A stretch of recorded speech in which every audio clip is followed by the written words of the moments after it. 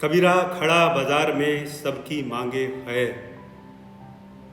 कबीरा खड़ा बाजार में सबकी मांगे खैर। ना काहू से दोस्ती ना काहू से बैर। हिंदी साहित्य के इतिहास में जैसा कि हम जानते हैं, भक्ति काल को स्वर्णिम युग के रूप में स्वीकार किया गया है। वास्तव में भक्ति साहित्य ठोस धरातल की एक बहुत महत्वपूर्ण उपज है, साहित्यिक दृष्टि से भी और भाषा की दृष्टि से भी। लौकिक साधनों के साथ कैसे एक लोकोत्तर अनुभूति को जिया जा सकता है जो किसी भी भक्त के चित्त को अतुल्य आनंद प्रदान कर सके, इसकी बानगी भक्ति साहित्य में हम भली भांति देख सकते हैं। भक्ति काव्य को साधना पद्धति और ईश्वर विषयक अवधारणा के आधार पर भी मुख्य रूप से दो धाराओं में विभक्त किया गया है, निर्गुण काव्य धारा और सगुण काव्य धारा। निर्गुण भक्ति का आलंबन निराकार है, निराकार होते हुए भी वह सर्वव्यापी है। निर्गुण की यही अवधारणा हिंदी की निर्गुण काव्य धारा का मुख्य आधार है। संत काव्य के अंतर्गत ज्ञानाश्रयी शाखा सर्वविदित है। हिंदी साहित्य में संत काव्य का अति विशिष्ट स्थान है। यद्यपि भक्ति संबंध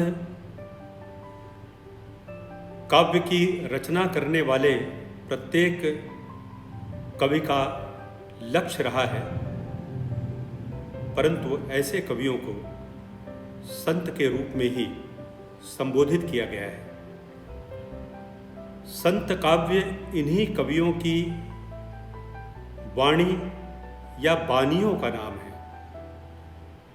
जिन्होंने निर्गुण संप्रदाय के अंतर्गत काव्य रचना की है। हिंदी साहित्य में हम देखते हैं कि संत काव्य ने जनभाषा का आश्रय लेकर भक्ति के लिए काव्य के क्षेत्र को अनुकरणीय बना दिया। संत मत के प्रचार प्रसार का मूल श्रेय स्वामी रामानंद को प्राप्त है। दूसरी तरफ कबीर ने न केवल उच्च कोटि की काव्य रचना की, बल्कि उन्होंने सही अर्थ में जनजीवन को एक नायक दिया। उन्होंने जीवन के चिरंतन सत्य को सरल और सुबोध शब्दों में व्यक्त किया। साखी सबद और रमैनी शैली में लिखकर, अपनी बात कहकर अंतर मन के विचारों को, भावों को व्यक्त कर कबीरदास जी ने भक्ति साहित्य को अमर बना दिया। रैदास ने भी कला पक्ष की अपेक्षा मूल विषय पर अधिक ध्यान दिया, आध्यात्मिक साधना पर बल दिया। गुरु नानक देव जी नानक पंथ के प्रवर्तक हैं। उन्होंने संकीर्णता का सदैव विरोध किया। उनकी वाणी में सहजता, स्पष्टता और उनके उद्बोधन में प्रभावशीलता स्पष्ट दृष्टिगोचर होती है। सिंगा जी उच्च कोटि के विचारक थे। उन्होंने कहा, ईश्वर को अन्यत्र कहीं ढूंढने की आवश्यकता नहीं है, वह तो हृदय में ही निवास करता है। दादू दयाल दादू पंथ के प्रवर्तक थे।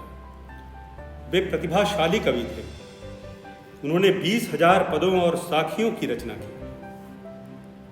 अंगवधू उनका प्रसिद्ध काव्य संग्रह है।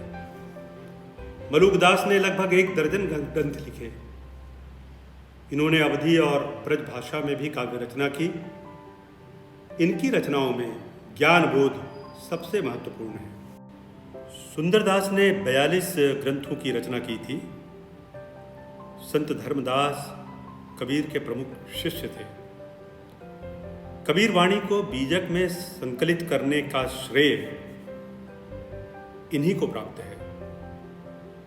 इसी प्रकार अन्य कवियों ने भी संत काव्यधारा को समृद्ध किया, जिनमें बेनी, पीपा, सेन, धन्ना, शेख फरीद, सहजोबाई, दयाबाई का नाम उल्लेखित किया जा सकता है। जहाँ तक उपलब्धि का प्रश्न है, हम देखते हैं संत काव्य भावनात्मक एवं अनुभूति परक काव्य है। वह जन काव्य है जिसकी प्रेरणा का स्रोत था सामान्य मानव का हित, और वैसे भी साहित्य सबके हित के लिए होता है, यह सभी जानते हैं। उदात्त अनुभूति की सरल और हृदय स्पर्शी अभिव्यंजना भक्ति काव्य की अनन्य विशेषता है। इस प्रकार हम देखते हैं कि निर्गुण काव्यधारा और उससे जुड़ा हुआ संत काव्य भक्ति काव्य की एक अत्यंत महत्वपूर्ण उपलब्धि है।